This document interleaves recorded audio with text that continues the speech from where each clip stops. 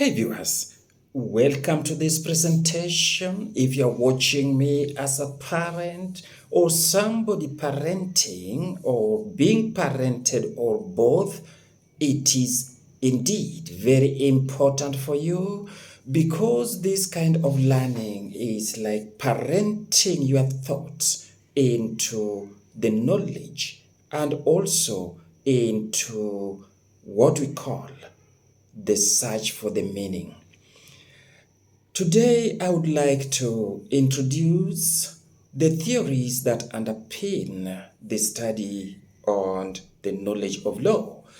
And I refer to them as the schools of thought. Because, why schools? Because this is the parenting, and that is why we are parented. We are parenting, and also at the same time, we are being parented. And let us begin with the key schools of thought on which the study of law relies. Number one is the natural school of thought. Number two is the legal positivism or the positivist school of thought. Number three is the realist school of thought or legal realism. Number four is the historical school of thought. And the last one, but not the least, and it is not yet a school of thought because of a proper clear theory, is the critical legal studies that came as a movement in 1970s at Harvard University. We'll talk about that as well. Now to begin, let's begin with the natural law theory. Natural law theory, beginning from the sophist, philosophers, up to the theologians, the Christians, we are exploring the meaning attached to law, the definition of law, first by philosophers who are looking at the thinking, the capacity of reasoning, and attached law to the reality of justice and the orders in the society. But that is left to the philosophers, Socrates, Plato or Pilate, as well as Aristotle. But time comes in the 13th century, and we have a theologian, St. Thomas Aquinas, a Christian, a Catholic theologian, who gave us the doctrine of natural law and natural law theory as it is today. He appropriated natural law theory to lex naturae as opposed to lex divina, and as well as different from other types of law as lex humana and lex eterna. But in his definition of law, he sees law in a particular way in the natural order as the right law in accordance with nature, with the order of nature, only known to us through our power to reason, and also in his belief that God created all of us with that power of reasoning and the power to see what is good. Then he came up with just law and unjust law, right law versus wrong law, good law versus bad law, and we are able to tell the difference, in which St. Thomas Aquinas says that just law is to be obeyed, but unjust law is not supposed to be obeyed.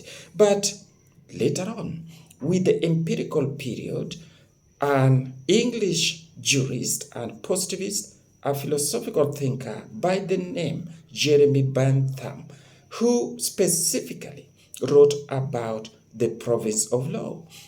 Bentham seeks to divide what is morality from what is law, and he comes up with the expositors to mean law as it is and the sensorial law as it ought to be, which has got so much to do with the moral thinking and ethical thinking. and attaching law to the deities, to the supernatural, and to the order of nature. But as well, we find that one of his students, that is Professor John Austin, another English thinker, is the one who gave the definition of law as a chain of commander from the uncommanded commander, that is the sovereign, to which all of us are to obey the law by a habit. But all this, the failure to obey that type of law is followed by sanction.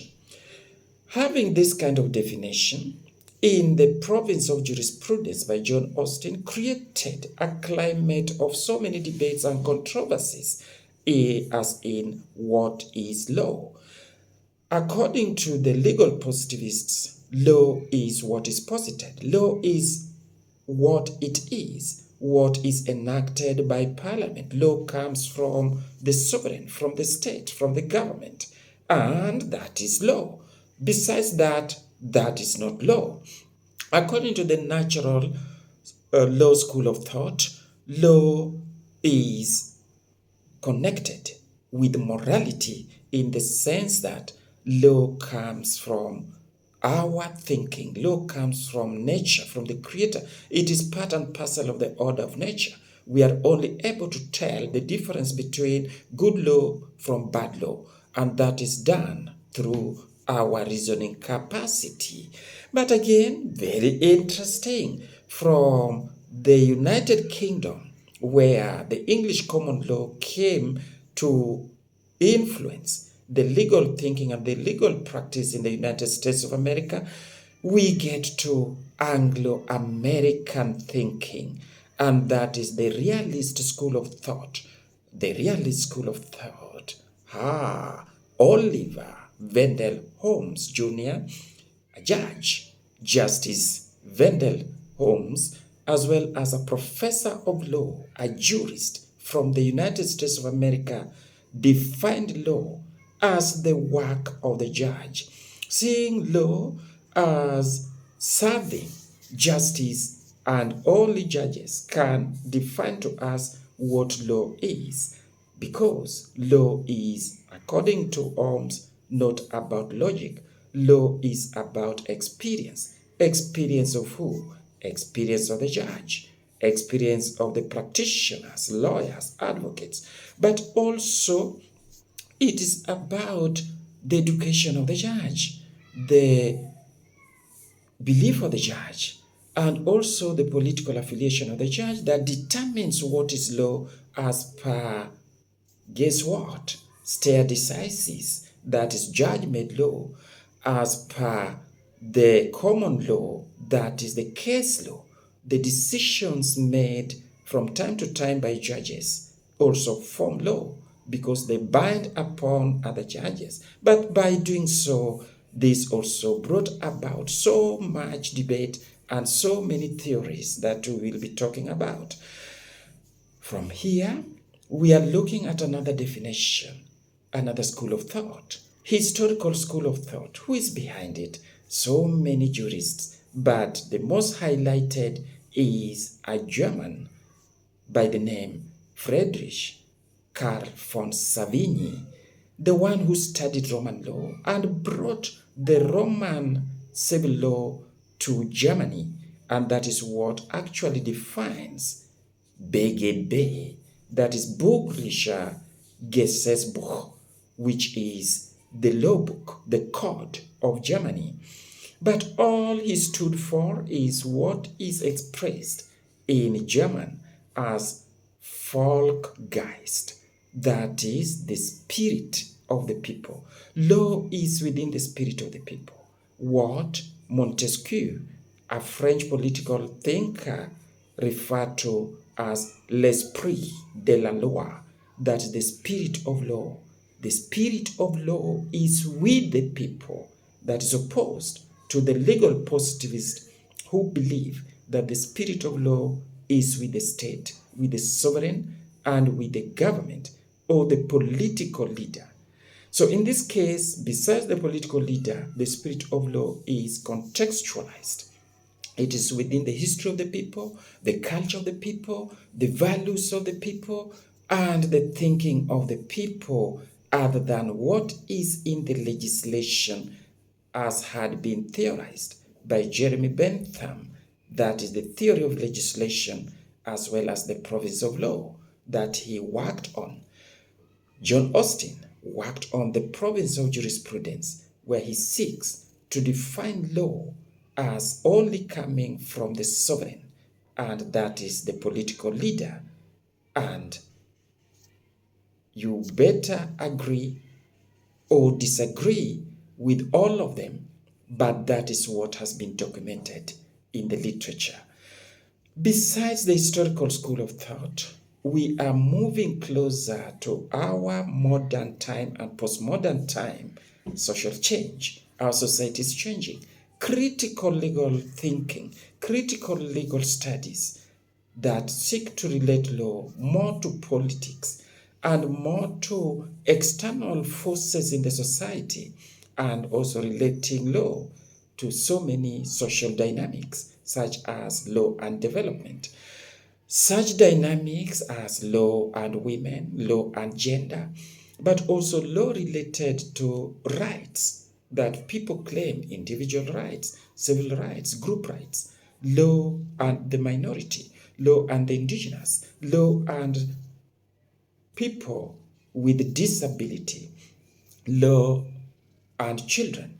So all these kind of discussions and studies that are ongoing bring us only to one important thing that we want to talk of, that is the definition of law, finding the meaning, attaching the meaning of law to our day-to-day socio-economic realities, our political realities, environmental realities. Is law impacting on anything concerning our livelihood, our existence, our happiness, and also the good life in our society? Now you can answer these questions. I don't want to go into deeper details of these schools of thoughts because I've already documented some work on them.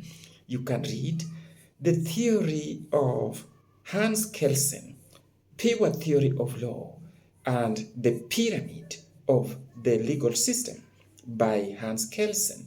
You can read so much also on Herbert Leones Adolphus Hart, a Jewish English professor of law who came up with the concept of law, another most discussed theory of law, but also others like Carl von Savigny, together with other authors and splendid writers that have documented something on law, including Max Weber on law and development, and other social legal thinkers as Roscoe Pound.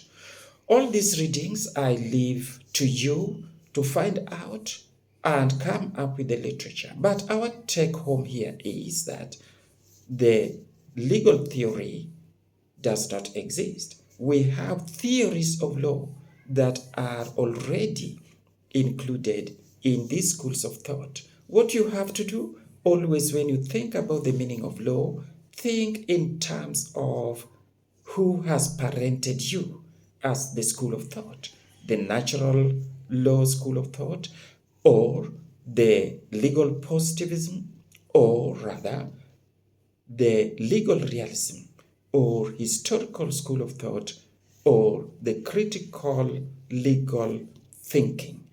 But we don't disqualify one, and we don't say one is better than the other, because it is all in the context and the perspective in which you look at law. Thank you for being here, and I ask you to look at the description. I will be linking you with other videos that I've already created on the same. Bye bye for now. Thank you.